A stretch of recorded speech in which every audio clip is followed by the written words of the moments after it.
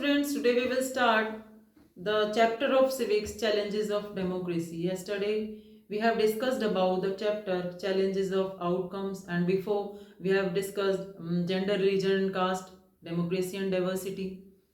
So today we are discuss about the challenges of democracy. Democracy जब establish होती है तो कौन कौन से चैलेंजेस सिस्टम को फेस करने होते हैं या स्टेट को फेस करने होते हैं.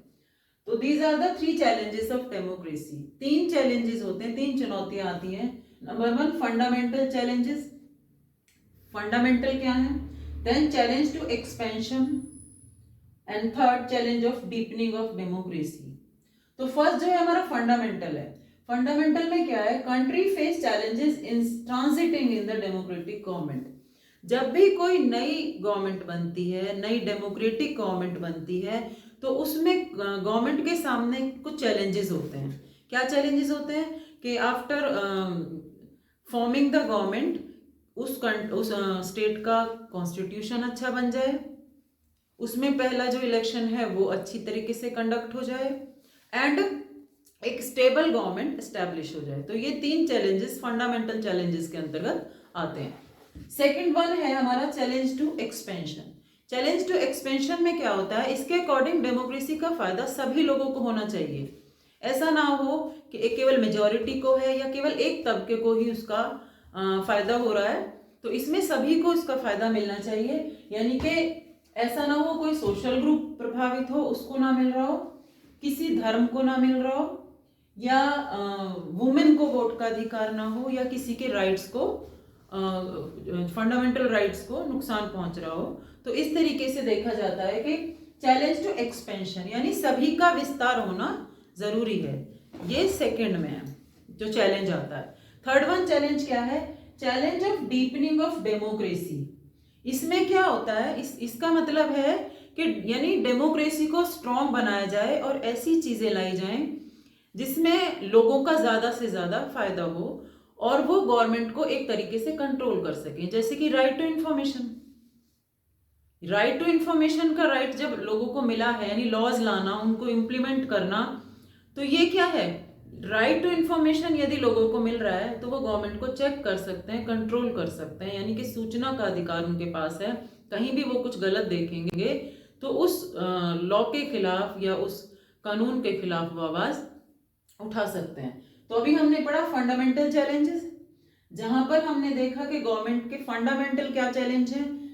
फंडामेंटल यानी स्टार्टिंग में किस तरह से कॉन्स्टिट्यूशन अच्छा बनना चाहिए, इलेक्शन अच्छे से कंडक्ट होना चाहिए एंड लोगों में जो एक स्टेबल गवर्नमेंट स्टैब्लिश होनी चाहिए. देन एक्सपेंशन, सभी का विस्तार हो, सभी को लाभ हो, सभी को अधिकार मिले और इसमें कोई भी ऐसा ना हो जो पीड़ित हो या जो इफेक्ट हो. उसके बाद चैलेंज ऑफ डीपनिंग डेमोक्रेसी. ऐसे लॉज बनाए जाएं जो strengthening the institution which help in people's participation and control. जैसे कि मैंने अभी बताया कि राइट टू इंफॉर्मेशन, ये यदि राइट मिल गया पब्लिक को तो वो क्या कर सकती है? वो गवर्नमेंट के जो पब्लिक के अगेंस्ट जो रूल बनते हैं उसके खिलाफ वो आवाज उठा सकती है, उसको कंट्रोल कर सकती है, चेक कर सकती है. ठीक है, अब देखते हैं solution of challenges. In challenges जो आते हैं इनका सॉल्यूशन क्या हो सकता है?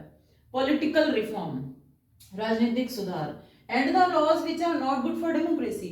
ऐसे लॉज को एंड कर दो, खत्म कर दिया जाए जो डेमोक्रेसी के लिए अच्छे नहीं है. यानी डेमोक्रेसी का क्या मतलब है? जो लोगों के लिए अच्छे नहीं है. Second, make laws which are good for society and strengthens democracy. ऐसे लॉ बनाओ जो समाज के लिए अच्छे हों, देश के लिए अच्छे हों और डेमोक्रेसी को स्टैब्लिश करें, उसको मजबूती दें. ठीक है. Laws should empower people. ऐसे लॉज जो लोगों को शक्तिशाली बनाएं. एग्जाम्पल आरटीआई, जैसे मैंने बताया था, right to information. Help people to control corruption. यदि राइट टू इंफॉर्मेशन है तो लोगों को भ्रष्टाचार करने में, करप्शन करने से रोक सकता है, क्योंकि कोई भी व्यक्ति अपने इस राइट का इस्तेमाल कर सकता है किसी भी करप्शन के लिए, किसी भी करप्ट व्यक्ति के लिए. ठीक है. अब आ जाते हैं नंबर 4, पीपल शुड प्रोटेस्ट और ऑर्गेनाइज मूवमेंट. एक चैप्टर हमने भी पढ़ा था डेमोक्रेसी में, struggles, popular struggles and movement. तो इसमें चौथा जो तरीका है वो ये हो सकता है रिफॉर्म का कि लोग गवर्नमेंट के खिलाफ प्रोटेस्ट करें या मूवमेंट करते हैं।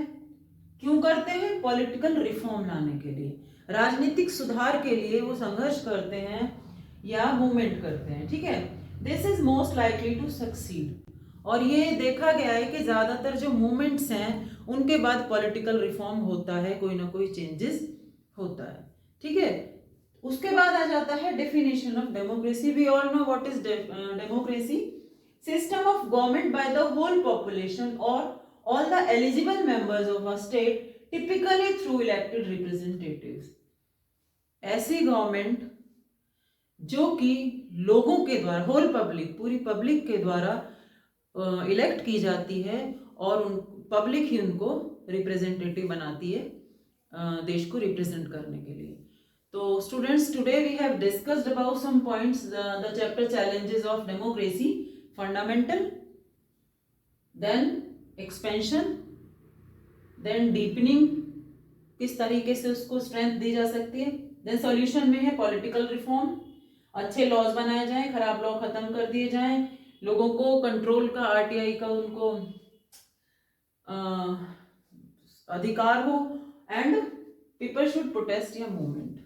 So this chapter has completed today. Thank you.